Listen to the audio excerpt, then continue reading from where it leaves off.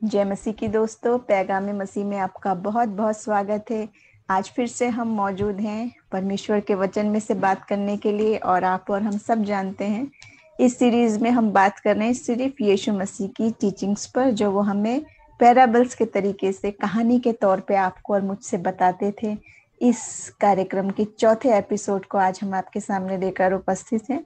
और आप और मैं सब जानते, पिछली श्रृंखलाओं में हमने देखा कि यीशु मसीह एक अंदाज था, उनका एक तरीका था कि वो बड़ी बड़ी स्वर्गीय बातों को, गुप्त गहरी बातों को, आत्मिक बातों को, रूहानी बातों को बहुत ही आसान तरीके से हमारी रोजमर्रा की जिंदगी से जुड़ी हुई बातों की तमसील देते हुए कहानी के अंदाज में वो बातें बताते और समझाते थे।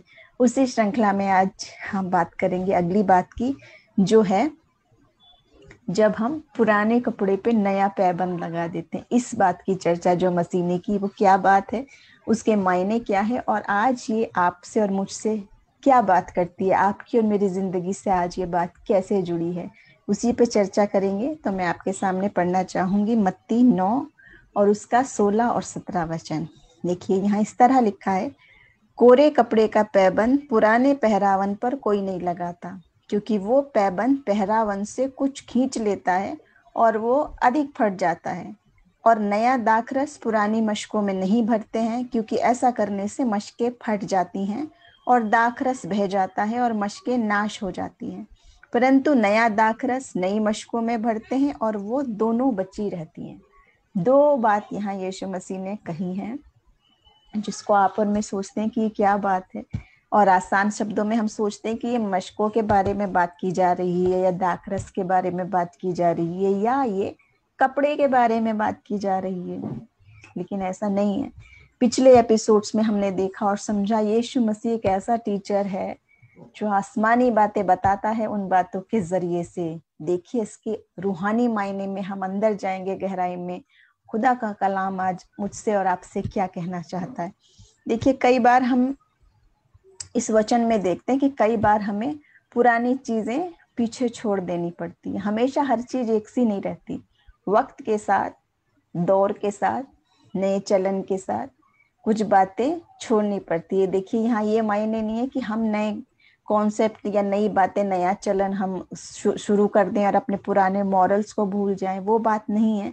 लेकिन नया क्या है, नई बात क्या है, वो है यीशु मसीह में नई बात। रूहानी बात हम यहाँ पे कर रहे हैं, सांसारिक बात हम नहीं कर रहे। देखिए, जब हम देखते हैं वचन में यीशु मसीह इस बारे में क्या कह रहा है, कि जब से यीशु मसीह है और वो जो बात बताता है वो कुछ नई बात थी। उस दौर के लिए, उस वक्त के लिए वो सब बातें बिल्कुल नई थी। एक नई बात रूहानी अर्थ में थी, क्योंकि यीशु मसीह के साथ सब कुछ बात नई हो जाती है। वचन भी हमें बार बार कहता है, जो मसीह में है वो नई सृष्टि है, पुरानी बातें बीत गई, देखो वो सब नई हो गई। यीशु मसीह में सब कुछ बातें नई हो गई। और उस वक्त जब यीशु मसीह आ रहा है और बता रहा है, और वो उस समय के सारे जो एक घिसे पिटे सिर्फ रिवाज के तौर पे लोग कर रहे थे, जिसमें आत्मिकता कुछ नहीं थी, सिर्फ वो रोज रूटीन की तरह वो सब चीज करते थे और सोचते थे यही काफी है और इसी से हमें छुटकारा होगा, इसी से हमें नजात मिलेगी। वो बात हटाते हुए यीशु मसीह ने क्या बात बताई है, उस बात पे गौर करेंगे। देखिए कि कई बार हमें वो पुरानी बातें, वो उस समय का जो चलन है घिसा पिटा, और वो सब बातें जो एक रूटीन की तरह लोग कर रहे हैं, जिसमें आत्मिकता नहीं है। आज भी हम देखते हैं बहुत सारे जगह में जो पाक रूह नहीं है। हम इंसान अपनी ताकत से, बुद्धि से, बल से, क्षमता से कुछ भी करते रहे, जहां प्रभु की मौजूदगी नहीं है, जहां यीशु मसीह की उपस्थिति नहीं है, तो वो सब पुरानी बीती हुई बातें हैं। क्योंकि आज मसीह चाहता है कि जहां जो काम हो वो मसीह की, उसकी मौजूदगी में, उसकी पाक रूह की भरपूरी में हो, ताकि वो सुपर नेचुरल ब्लेसिंग्स आपको और मुझे मिले और हम उसे चख के परख के देखें कि मसीह में नया आखिर क्या है। तो देखिए, उस समय वो बता रहा है कि उस समय क्या बात यीशु मसीह बताना हमें चाह रहा है, कि उस समय की बातें अब नहीं चलेंगी, क्योंकि यीशु मसीह उस सच्चाई को, उस सही बात को उनके सामने रख रहा है, जो अब तक उन लोगों ने नहीं सुनी थी, नहीं जानी थी। यीशु मसीह चाहता है कि अब वो जो पुराना चले आ रहा रिवाज है, उसको जरा हटके मसीह में हम नई सृष्टि हैं, नई बातें हैं, वो क्या बातें हैं। तो वो इतिहास में भी हम देखते हैं, अपने व्यक्तिगत जीवन में भी देखते हैं, अपने रूहानी जिंदगी में भी देखते हैं कि यीशु मसीह के बाद आने के बाद सारा इतिहास ही बदल गया। बाइबल भी हम देखते हैं, ओल्ड टेस्टामेंट में, न्यू टेस्टामेंट में, और सारी बातें जब हम जानते समझते हैं तो देखते हैं क्या क्या क्या क्या क्या क्या बातें बदल गई। और आज हम भी कहते हैं कि जब से प्यारा यीशु आया मेरा जीवन बदल गया, हमारी जिंदगी बदल गई। कैसे बदली? सब कुछ नई हो गई यीशु मसीह के आने से। तो यहाँ पे जब हम देखते हैं कि वो लोग उससे सवाल की तरह पूछने आ रहे थे, पहले इससे पहले उपवास के बारे में, रोजों के बारे में बात चल रही थी, फास्टिंग के बारे में बात चल रही थी। मत्ती 6 और उसकी 16वें वचन में है, यीशु मसीह जो उपवास के बारे में ये बात हमें बताते हैं कि तुम जब उपवास करो, फास्ट रखो, तो कपटियों की तरह तुम्हारे मुंह पे उदासी ना छाई रहे, क्योंकि वो अपना मुंह बनाए रहते हैं ताकि लोग उन्हें उपवासी जाने। मैं तुमसे सच कहता हूँ कि वो प्रतिफल पा चुके, यानी वो अपना रिवॉर्ड पा चुके। यीशु मसीह तो ये बात कह रहे हैं उपवास के बारे में, फास्टिंग के बारे में। लेकिन वो लोग क्या सवाल लेकर आए थे? देखिए, इसी घटना से पहले जहाँ ये कपड़े पे पैबंद की बात कही, जहाँ ये मशकों की बात कही, उससे पहले बात क्या हुई थी, किस संदर्भ में बात कही जा रही है? अगर हम गौर करें तो देखेंगे मत्ती 9 और उसके 14 वचन में देखेंगे, तब यूहन्ना के चेलों ने उसके पास आकर कहा कि क्या कारण है हम और फरीसी इतना उपवास करते हैं पर तेरे चेले उपवास नहीं करते? यीशु ने उनसे कहा, क्या बाराती जब तक दूल्हा उनके साथ है शोक कर सकते हैं? पर वो दिन आएंगे कि दूल्हा उनसे अलग किया जाएगा, उस समय वे उपवास करेंगे। यीशु मसीह ने जवाब क्या दिया? यीशु मसीह का एक अंदाज था, बहुत गहरा अंदाज था। ऐसा जवाब था कि वो सवाल का जवाब भी सवाल से देते थे। वो खुद उनसे पलट के वो सवाल कर देते थे कि जिसमें खुद ही जवाब है, और जो प्रश्न पूछा जा रहा है, जो क्वेश्चन पूछ रहे हैं, वो खुद ही उनके पास कुछ कहने को नहीं, और उनके मुंह बंद हो जाते थे। उनके पास आगे कोई भी तर्क वितर्क करने का, अपनी बात को बोलने का जवाब ही नहीं होता था, क्योंकि यीशु मसीह जो सवाल रखते थे वो खुद ही में एक जवाब है। ऐसा नहीं था, यीशु मसीह चाहते तो हो सकता था कि वो नहीं देते उसकी हर बात का जवाब। हम भी, आप और हम भी है कि नहीं, कई बार कोई लोग बहुत जवाब सवाल करते हैं तो हम कई बार नहीं देते, इग्नोर कर देते। लेकिन यीशु मसीह ने हर एक बात का ऐसा ऐसा ऐसा जवाब दिया कि खुद उसने उनसे सवाल पूछा। देखिए क्या पूछा कि जब तक दूल्हा उनके साथ है क्या वो शोक कर सकते हैं? और ऐसी बात पूछी कि आप और मैं सब जानते हैं इसका जवाब क्या है। जब हमारे शादी में, जश्न में जाते हैं, दूल्हा जब हमारे साथ है, हम सब बाराती हैं, उसकी खुशी में शामिल हैं, तो क्या करते हैं? जश्न मनाते हैं, खाते पीते हैं, आनंदित होते हैं उसके साथ। एक उत्सव का, एक जश्न का माहौल होता है वहाँ। लेकिन जब हम उपवास करते हैं तो अपने दिलों को तोड़ के आते हैं, एकांत में आते हैं, दुख में आते हैं, उसकी उपस्थिति में आते हैं, और वो एक अलग माहौल है। जो उपवास की बात है वो शादी और बारात की बात से मैच नहीं करती, अलग अलग बातें हैं।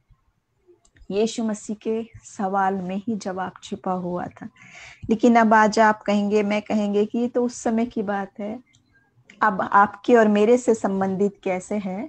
आपका और मेरा इससे क्या मायने हैं? मसीह हमसे भी वही बात कह रहा है, तो क्या मायने हैं? उसी में आगे हम जाएंगे। यीशु मसीह क्यों कह रहा है ये सारी बातें? देखिए, क्योंकि जब हम देखते हैं, उस समय हम जब देखते हैं, ओल्ड टेस्टमेंट में भी ये बात है कि वो सब लोग जो हैं वो प्रतीक्षा कर रहे थे, इंतजार कर रहे थे मसीह के आने का।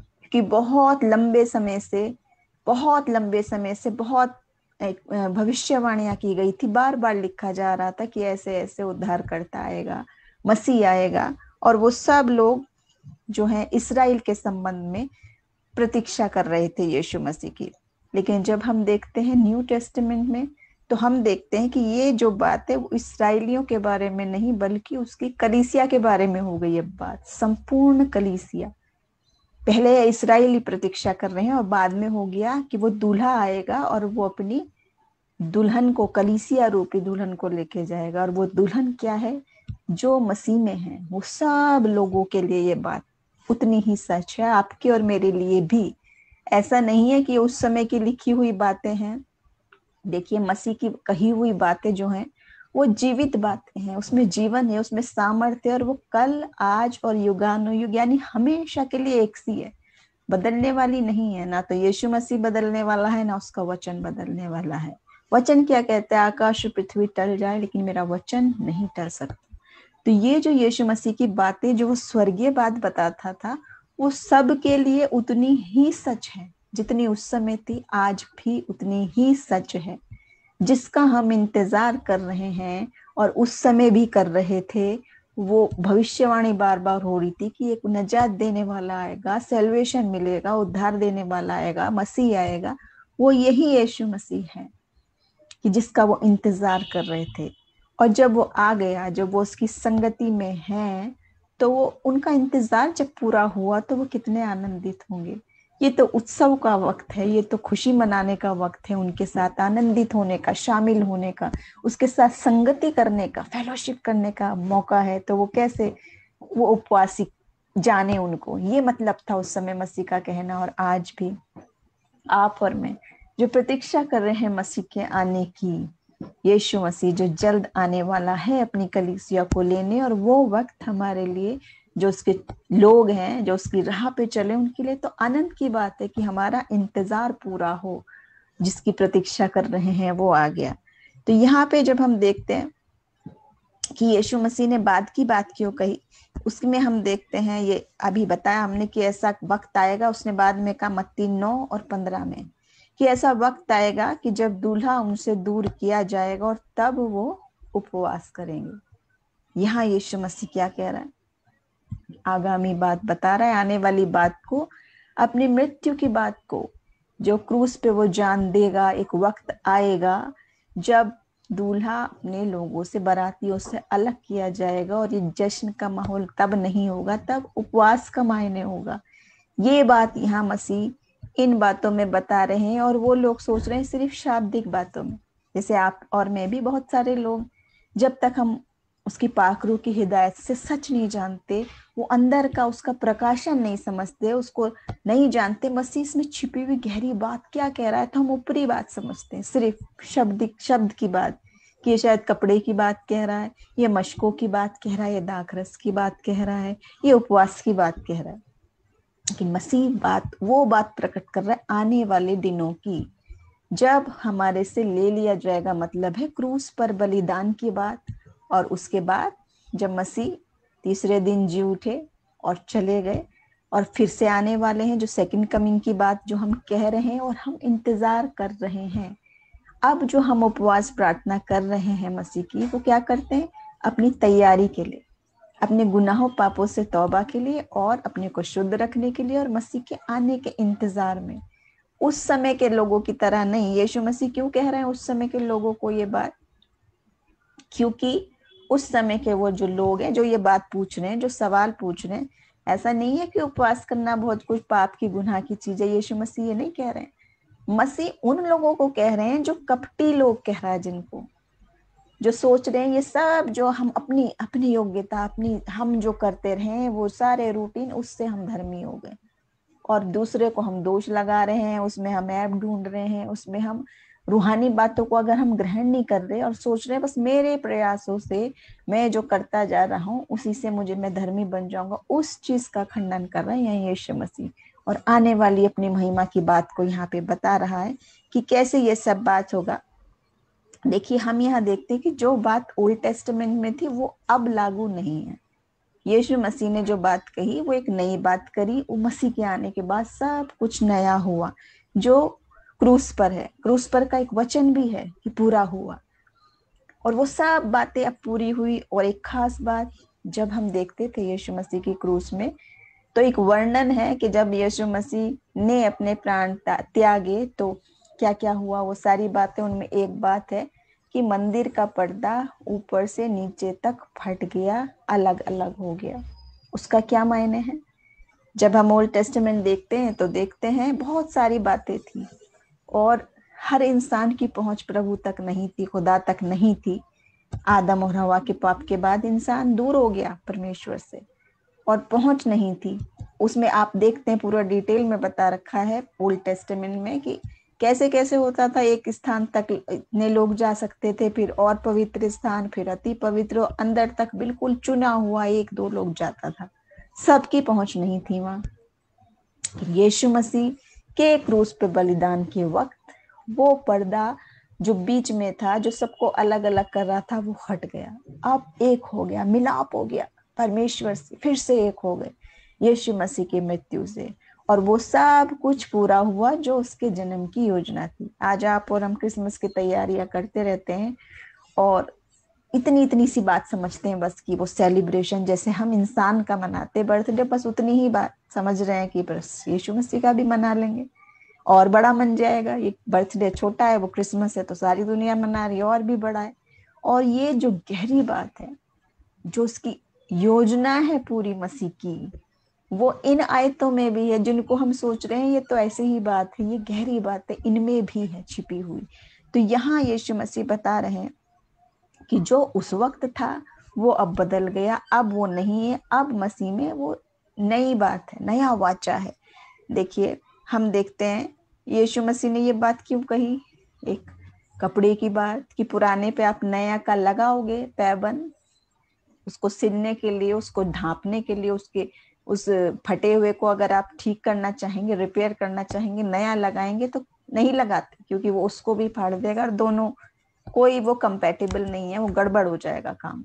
और दूसरा उदाहरण दिया था मशकों का, कि पुरानी में नया नहीं भरते, वो सब बताया आप और मैं जानते। लेकिन मायने क्या है कहने का, ये उदाहरण मसीह ने उस समय इसलिए दिए क्योंकि ये चीज उनको वहां समझ में आने वाली बात थी। उस समय ये चीजें थी, अब आप और मुझे क्यों नहीं समझ आ रही, क्योंकि वो मशकों की बात है ही नहीं, आपके और मेरे सामने वो चीज है ही नहीं, इसलिए हम नहीं समझ रहे। कपड़े की भी पहरावन की बात है कि उस समय जो टेक्सचर था कपड़े का वो फर्क था और वो खींच लेता था पुराने कपड़े को। अब तो बहुत सारी टेक्निक्स हो गई हैं, फिर भी हम नहीं लगाते हैं पुराने का जोड़। लेकिन अगर हमको और आपको ये बात आसान तरीके से समझनी हो तो हम क्या समझेंगे, कि आप अगर कनेक्टेड होना चाह रहे हैं ऑनलाइन अपने दोस्तों से, तो उसके लिए स्मार्टफोन होना चाहिए, तब आप कनेक्ट होंगे। वो पुराने समय वाले जो फोन होते थे, लैंडलाइन वाले, जिनमें कुछ नहीं होता था, आप देख भी नहीं सकते थे और कुछ भी नहीं थी कोई फैसिलिटी, तो उसमें और इसमें फर्क है कि नहीं। अगर आप कनेक्शन लेना चाह रहे हैं, आप व्हाट्सएप, फेसबुक या कोई भी ऐप से आप कनेक्टेड हो रहे हैं अपने फॉलोअर्स से, अपने दोस्तों से, अपने रिलेटिव से, तो आपको उस तरीके का फोन होना पड़ेगा जो आज के जमाने का है। आप समझ रहे मेरी बात, ये एक उदाहरण है क्योंकि ये हमारे लिए सहज है, ये हमें समझ में आ गया। और वो चीज हमारे सामने नहीं है इसलिए हमें समझ में नहीं आई, लेकिन उस वक्त के लोगों के लिए वही बात समझाने वाली थी, क्योंकि उस समय ये वाली बात नहीं थी। इसलिए जो मतलब उसका है वो यही है कि हर एक चीज के साथ कंपेटेबल नहीं होती है। हम चार्जर करते हैं, फोन लगाते हैं, तो एप्पल वाले का चार्जर फर्क है, तो दूसरे वाले फोन का, एंड्रॉइड का फर्क है कि नहीं है। उससे वो नहीं चार्ज होगा, उससे वो नहीं चार्ज होगा, हर एक के लिए अलग अलग चीज आज हम समझ रहे हैं। तो ये तो उस समय के उदाहरण के तरीके से प्रभु ने इतनी बड़ी गहरी बात बताई है कि अब जो यीशु मसीह में है वो नई सृष्टि है, पुरानी बातें बीत गई हैं, वो सब नई हो गई हैं। सब एक दो तीन चार नई नहीं हुई। मैं इस बात पे बहुत गौर कराना चाहती हूँ, क्योंकि मैंने बहुत सारे लोगों को देखा, आपने भी देखा होगा, जो सोचते हैं हम बॉर्न अगेन हैं, हम नए सिरे से जन्मे हुए हैं, हम मसीह में हैं, नई सृष्टि है, और बातें वही है पुरानी सब, जो सब कुछ पहले था अगर वही सब अभी भी है, तो आपको यही समझ लिए कि आप वही पुराना ही जोड़ लगाए हुए हो अभी तक, नया जोड़ उसमें लगा रहे पुराने में ही। जबकि मसीह कह रहा आप सब कुछ नया है, सब कुछ बदल जाना है, वो वाला अब नहीं चलेगा, आप नया तरीका है। क्योंकि जिसका आप इंतजार कर रहे थे, शांति का राजकुमार, नजात देने वाला, उद्धार करता, एकमात्र रास्ता यीशु मसीह वो है और आ चुका है। तो उसके पीछे अब हम जब चलते हैं, तो जब से मसीह जो बात बता रहा है वो तो वो पूरा कर चुका रास्ता, वो सब कुछ बात बता चुका, और वो बार बार कह रहा है कि पूरा हुआ और मार्ग सत्य जीवन में ही हूँ, बिना मेरे द्वारा नहीं जा सकता। वो सब बात जो कह रहा है, और आप सोच रहे हो कि नहीं, मैं तो वही पुराना जैसे बता रहा था ओल्ड टेस्टामेंट वही सब करूंगा, कि मैं अपने कितना उपवास रखता हूँ, कितना प्रार्थना करता हूँ, कितने घंटे मैं पढ़ता हूँ, कितना मैंने रटा है, अपनी बुद्धि ज्ञान अपनी क्षमता से अगर आप सोच रहे हैं तो हम अपने आप को धोखा दे रहे हैं, क्योंकि जो उस वक्त बात थी वो इस वक्त नहीं है। क्योंकि यीशु मसीह आकर वो उद्धार की योजना जो पहले से प्लान थी वो कर चुका है। ये मायने समझा रहा है मसीहा इस बात से। देखिए इसके बारे में हमें वचन भी बता रहा है, हम देखेंगे यिर्मयाह 31 और उसकी 31 से 34 आयत मैं पढ़ूंगी आपके सामने। फिर यहोवा की ये भी वाणी है, सुन, ऐसे दिन आने वाले हैं जब मैं इस्राएल और यहूदा के घरानों से नई वाचा बांधूंगा। न्यू प्रॉमिस की बात है। वे उस वाचा के समान ना होगी जो मैंने उनके पुरखाओं से उस समय बांधी थी, जब मैं उनका हाथ पकड़कर उन्हें मिस्र देश से निकाल ले आया था। यद्यपि मैं उनका पति था तो भी उन्होंने मेरी ये वाचा तोड़ डाली। सुनिए ध्यान से, नई बांधूंगा उस वाचा के समान नहीं होगी। 33वां वचन, परंतु जो वाचा मैं उन दिनों के बाद इसराइल के घराने से बांधूंगा वो ये है, मैं अपनी व्यवस्था उनके मन में समवाऊंगा और उसे उनके हृदय पर लिखूंगा, और मैं उनका परमेश्वर होऊंगा और वो मेरी प्रजा ठहरेंगे। यहोवा की ये वाणी है। और तब फिर उन्हें एक दूसरे से ये कहना ना पड़ेगा कि यहोवा को जानो, क्योंकि यहोवा की ये वाणी है, छोटे से लेके बड़े तक सब के सब मेरा ज्ञान रखेंगे, क्योंकि मैं उनका अधर्म क्षमा करूंगा और उनका पाप फिर स्मरण ना करूंगा। यहाँ नई वाचा की बात है। ऐसा वक्त आएगा जो कह रहा है। तो यहाँ पे मैं क्यों बता रही हूँ ये पहली वाली वचन, देखिए मैं 2 वर्सेस आपके सामने बताना चाह रही हूँ। 2 उस वचन के शब्द पे जरा गौर करें। यहाँ जो बात है वो बोल रहा है कि ऐसा वक्त आ रहा है, आने वाला है, कि ऐसा होगा कि मैंने ये वाचा बांधूंगा। और यीशु मसीह क्या कह रहा है, वो वक्त आ चुका है और हो चुका है, पूरा हुआ। दोनों के टेंस पे अगर हम देखें, वो कह रहा है आएगा ऐसा। ओल्ड टेस्टामेंट कह रहा है कि मैं ऐसी बांधूंगा, ऐसी वाचा बांधूंगा, और यहाँ यीशु मसीह कह रहा है कि मैं कर चुका हूँ, वो वक्त आ चुका है। तो यहाँ पूरी बात को क्लियर किया गया वचन पे। जब हम गौर करते हैं ध्यान से तो हम देखते सब बातों का सवाल, हर बात का जवाब, जो जो हमारे मन में आता है वो सब का खुलासा कलाम में ही दिया गया है, जब हम उसको ध्यान से देखते हैं। और एक और वचन मैं आपके सामने पढ़ूंगी, इब्रानियों 8 और उसका 13। यहाँ ऐसे लिखा है, नई वाचा के स्थापन से उसने प्रथम वाचा को पुरानी ठहराई, और जो वस्तु पुरानी और जीर्ण, जीर्ण मतलब बहुत पुरानी, खराब जब होने लगती है, उसका मिट जाना अनिवार्य है। मैं हिंदी में पढ़ रही हूँ, आप उर्दू में इंग्लिश में भी देख सकते हैं।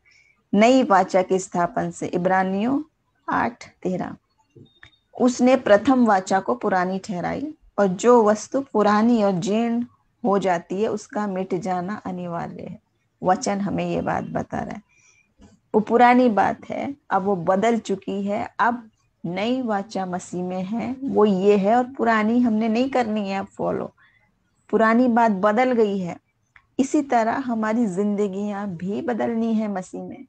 उसी तौर तरीके से चलने वाली वाचा अब नहीं है, क्योंकि यीशु मसीह में हम नई सृष्टि हैं। पुरानी बातें बीत गई, वो सब नई हो गई। सब वही मशकों की बात कह रहे हैं, वही कपड़े पे पैबंद की बात कह रहे हैं, वही बात जिंदगी की है, वही बात हमारी रूहानी बात है, वही बात इतिहास में भी हुई, मसीह के आने के बाद की बात। बिल्कुल फर्क हो गई सब बात। तो यीशु मसीह जब आता है सब बातें बदल जाती है। और इसीलिए वो कह रहा है कि उपवास की बात के बारे में, जब तक मैं उनके साथ हूँ वो उपवास नहीं करेंगे, पर ऐसे दिन आते हैं जब दूल्हा उनसे अलग किया जाएगा। तो यहाँ यीशु मसीह में आने के बाद भी क्या क्या बातें हैं, अब हम उस पर गौर करेंगे। सबसे पहली बात है कि जो ये हमारे में चेंज की बात है कि सब नया हो जाए, वो सिर्फ परमेश्वर की सामर्थ्य है, वो आपकी और मेरी योग्यता नहीं है। वचन भी बार बार बताता है, न बल से, न बुद्धि से, न सामर्थ्य से, न अपनी ताकत से, अपने प्रयासों से नहीं कर सकता कोई भी, पर सिर्फ परमेश्वर की दया से और उसके अनुग्रह से ये सब बातें नई हो जाती हैं। स्वयं से कोई नहीं बदल सकता। वचन भी बार बार कहता है, देखिए यूहन्ना 3 और 7 में जो जिक्र है, बॉर्न अगेन होने वाली बात का जो जिक्र है कि कैसे होना है, तो वो रूहानी अर्थों में बताई हुई बात है। उस समय का वो इंसान भी जो सवाल पूछ रहा वो यही पूछ रहा जैसे अपने लॉजिक से, अपनी बुद्धि से, कम बुद्धि कम लॉजिक, वहां तक पहुंच नहीं रही बात जहाँ प्रभु की योजना है। और वो कह रहा है कि मैं कैसे नए सिरे से जन्मूं, क्या दोबारा मैं अपनी माता के पेट में जाके जन्म लूं, कैसे लूं, क्योंकि उतनी ही बुद्धि, उतनी ही लॉजिक, वही बात, इंसानी बुद्धि। लेकिन परमेश्वर की बात कितनी बड़ी बात है, क्या मायने हैं नए सिरे से जन्म लेने का, वो पूरी तरह बता रहा है कि जो प्रभु में है वो नई सृष्टि है, पुरानी बातें बीत गई, सब नई हो गई। कुरिन्थियों 5, दूसरा कुरिन्थियों 5:17 है ये। तो ये जो चेंज की बात है वो पूरी तरह प्रभु के हाथ में है, लेकिन हमने क्या करना है। प्रभु तो चाहता है, उसका तो फजल सबके लिए, उसकी तो योजना सबके लिए, और वो कर चुका, वो सब काम सबके लिए पूरा कर चुका। लेकिन आपको और मुझे क्या करना है, हमें अपने दिलों को खोलना है प्रभु को आने के लिए, उन दिलों को खाली करना है, अपनी पुरानी जिंदगी से तौबा करते हुए पूरी तरीके से परमेश्वर में आना। ये नहीं है कि उसी में जोड़ लगाते रहे, इधर का उधर, उधर का उधर, जोड़ लगाने से पुराना ही रहेगा। नई सृष्टि और सब कुछ नया कैसे हो जाएगा जब आप अपनी अभी तक पुरानी ही चीजों को लेके चले हुए हैं और उसी में जोड़ लगाते जा रहे हैं, नए नए नए नए, उसी में कुछ नहीं बदलना चाह रहे। उन तारीखों पे आपको वो सारे रिवाज, सारी चीजें याद आ जाते हैं जो आप करते थे, और आप वही खाना चाहोगे, वही पहनना चाहोगे, वही इंजॉयमेंट, आनंद करना चाहोगे, और कहोगे मैं प्रभु में भी हूँ, प्रभु में भी हैं। और वो भी पिछली बातें सब है, 365 दिन आपके पास हैं साल के, लेकिन उसी दिन वही चीज अगर आप कर रहे हैं तो आप कहीं ना कहीं उसी चीज से जुड़े हैं, अभी तक निकले नहीं हैं बाहर। प्रभु चाहता है कि हम वो जोड़ वोड़ लगाने की बात नहीं, पिछला छोड़ के प्रभु में नई सृष्टि होके आ जाए, क्योंकि वो सब कुछ नया बना देता है और हमारे गुनाहों को भी भुला देता, उसका भी वो लेखा नहीं लेता। हमें पश्चाताप के साथ दिलों को तोड़ के प्रभु के सम्मुख आना है। तो आखिरी में मैं यही बताना चाहूंगी कि अगर आज आप परमेश्वर को काम नहीं करने दे रहे अपने जीवन में, आप सोच रहे मैंने ही करना है, अपना रिकॉर्ड रखते हैं, मैं कितने घंटे ये कर रहा हूँ, मैं कितना बखान करते रहते, मैंने ये किया, मैंने। महिमा किसको मिलनी है, प्रभु को। और आप कर रहे मैंने ऐसा कर दिया, मैंने वैसा कर दिया। अगर इंसान ये करने लग रहा है तो हम प्रभु को मौका नहीं दे रहे, उसकी उस नई वाचा को हम फॉलो नहीं कर रहे, हम वही पुराने हैं अभी तक, उन्हीं कपटी शास्त्री और फरीसियों की तरह जिनको यीशु मसीह डांट रहा है यहाँ पर और बोल रहा है, उनको कपटी शब्द बोल रहा है, वही कपट की बात है। अगर हम इंसानी क्षमता पर यकीन कर रहे हैं, प्रभु के फजल पर नहीं। दूसरी बात कि अगर हम उन्हीं पुरानी आदतों पर चले जा रहे हैं, मसीह को भी अपनाए हैं और पुरानी भी आदत नहीं छोड़ रहे हैं, यानी कि दो कश्तियों में सवारी कर रहे हैं, इधर भी उधर भी, डामाडोल, किस लक्ष्य की तरफ हम चल रहे हैं। तो आज प्रभु चाहता है कि हम इस वचन के जरिए अपने आप को तैयार करें इस बात के लिए कि हमारा पीछा जो है, पिछला जो पाप है वो छूट गया पीछे, अब हम मसीह में हैं, तो हम एक नई सृष्टि है, पुरानी बातें बीत गई और देखो वो सब नई हो गई। आज का वचन प्रभु हमसे ये बोल रहा है कि हम जो प्रभु में हैं और उसके साथ हैं, हम आनंदित हैं। जब परमेश्वर हमारे साथ है तो हम हर स्थिति में आनंदित रहते हैं। और वचन भी कहता है कि संसार में तो तुम्हें क्लेश होता है, लेकिन धैर्य रखो, मैंने संसार को जीत लिया है। और मसीह हर घड़ी आपके साथ है, जीवन में भी, जीवन के बाद भी। वही अनंत जीवन देने वाला है, वही जीवन की रोटी है, वही जीवन का जल है, वही जीवन की रोशनी है। तो चाहते हैं आज के वचन के जरिए प्रभु हम सबको तैयार करे कि हम सही अर्थों में उसके उस वचन में छिपी हुई गहरे खजानों को जाने और समझे कि परमेश्वर का वचन आज आपसे मुझसे क्या कहना चाहता है। ये हिस्ट्री की बात नहीं है, ये जो बाइबल है ये ऐसा नहीं है प्रिंटेड किताब है, लिखी और पढ़ी है, बस उसको हम और किताबों की तरह पढ़ते रहें। वो जीवित वचन है, सामर्थी वचन है, उसमें आज भी वही सामर्थ्य है जो तब थी। तो आज के कलाम के जरिए खुदा हम सबको बरकत दे और हमारे साथ बने रहें। फिर अगली एपिसोड में हम मिलेंगे परमेश्वर के वचन में से यीशु मसीह की एक नई टीचिंग के साथ, पैगाम मसीह में। प्रभु आप सबको आशीष दे। Thank you so much.